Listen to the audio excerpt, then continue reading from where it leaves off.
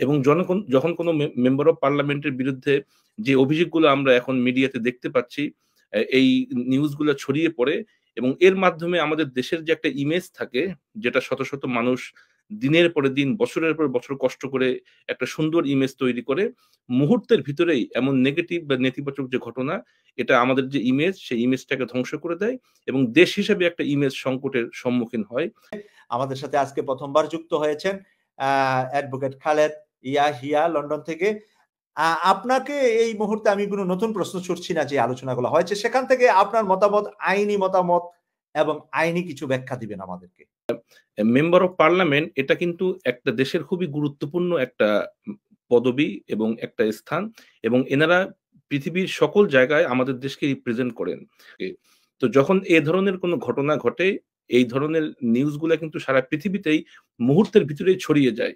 আমার মনে হয় আজকের বা এই সাম্প্রতিক সময়ে যে ঘটনাটি ঘটলো, একজন সংসদ সদস্যের এরকম অনাকাঙ্ক্ষিত মৃত্যু, আমার মনে হয় বাংলাদেশ দেশ হিসেবে একটা ইমেজ সংকটের সম্মুখীন হতে পারে।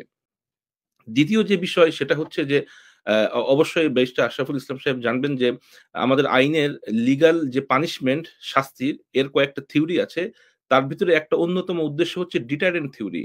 এটার মানে হচ্ছে যে যখন কোনো ব্যক্তি অপরাধ করবে, অপরাধ করার আগে তার ভিতরে একটা বোধ কাজ করবে যে এই অপরাধটা যদি আমি করি তাহলে আমাকে শাস্তির সম্মুখীন হতে হবে এবং শাস্তির উদ্দেশ্য হচ্ছে যে এমন ধরনের শাস্তি আমি পাবো যেটা অত্যন্ত কষ্টকর। সেই শাস্তির ভয়ে আমি অপরাধ করা থেকে বিরত থাকব। যে ঘটনার কথা উল্লেখ করা হলো যে নরসিংদীতে যে ঘটনাটা ঘটলো, আমাদের হয়তো মনে থাকার কথা যে ২০১১ সালে ঠিকই ১লা নভেম্বর এরকম লোকমান তৎকালীন মেয়র ছিলেন, উনাকেও কিন্তু একটা রাজনৈতিক অফিসে প্রকাশ্যে দিবালোকে গুলি করে হত্যা করা হয়। উনি কিন্তু তৎকালীন মেয়র ছিলেন। তো এরকম আরো অনেক ঘটনা আমরা একের পর এক বলতে পারবো যে হয়তো রাজনৈতিক কারণে প্রতিপক্ষ রাজনৈতিক কর্মীকে, নেতাকে অথবা নিজ দলের অভ্যন্তরীণ যে কোন্দল, এই কোন্দলে অসংখ্য মানুষ এভাবেই নিজেদের প্রাণ হারিয়েছেন। তো এই কারণে মূল বিষয় হচ্ছে খালেদা জিয়া, আমি আরেকটু এড করছি, ফেনীতে রানিং একজন উপজেলা চেয়ারম্যানকে গাড়ি সহ, তার জিপটা সহ, তার ড্রাইভার সহ জ্বালিয়ে কঙ্কাল বানিয়ে দেওয়া হয়েছিল।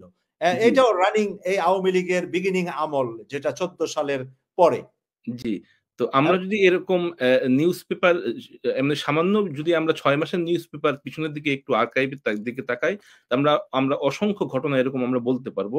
এর অন্যতম একটা কারণ হচ্ছে যে অপরাধ যেই করুক, অপরাধ করার পরে তার যে একটা শাস্তির সম্মুখীন হতে হবে, এই যে একটা সামাজিক যে একটা বিষয় এবং লিগ্যাল সিস্টেমের যেটা রুল অফ ল আমরা বলে থাকি যে আইনের শাসন এবং আইনটাও ওইভাবেই ইমপ্লিমেন্ট হবে যেভাবে আইনে লেখা আছে।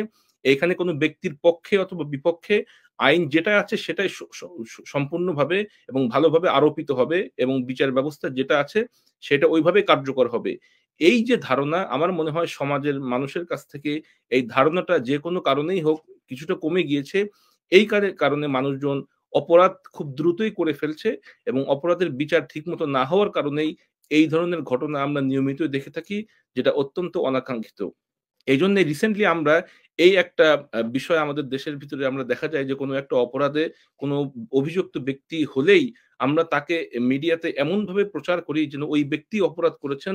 অথচ দেখা যায় যে তার ১ বছর পরে বা ৬ মাস পরে যখন বিচার প্রক্রিয়া শেষ হয়, তখন দেখা যায় যে ওই ব্যক্তি আদৌ ওই ঘটনার সাথে কোনোভাবে সম্পৃক্ত ছিলেন না।